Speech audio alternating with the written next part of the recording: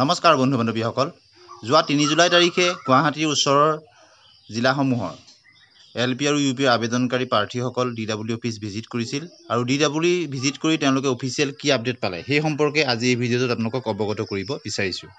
আপোনালোকে নিশ্চয় জানে যে যোৱা বছৰৰ ডিচেম্বৰ মাহৰ শেষৰ ফালে প্ৰকাশ পোৱা এলপি আৰু ইউপি বিজ্ঞাপনৰ মেধা তালিকা বৰ্তমানেও প্ৰকাশ পোৱা নাই বা ফিজিকেল ডকুমেণ্ট ভেৰিফিকেশ্যনৰ নটিফিকেশ্যন প্ৰকাশ পোৱা নাই।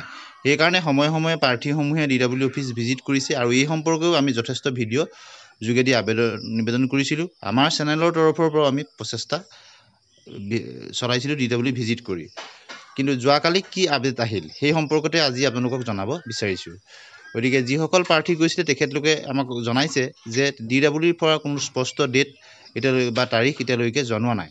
তথাপিতো তেওঁলোকে কৈছে যে অতি সোনকালেই এই সম্পৰ্কত অফিচিয়েল ৱেবছাইটত নটিফিকেশ্যন প্ৰকাশ পাব আৰু ডিডব্লিউ যিটো অফিচিয়েল ৱেবছাইট তাক ভিজিট কৰি থাকিবৰ কাৰণে জনাইছে।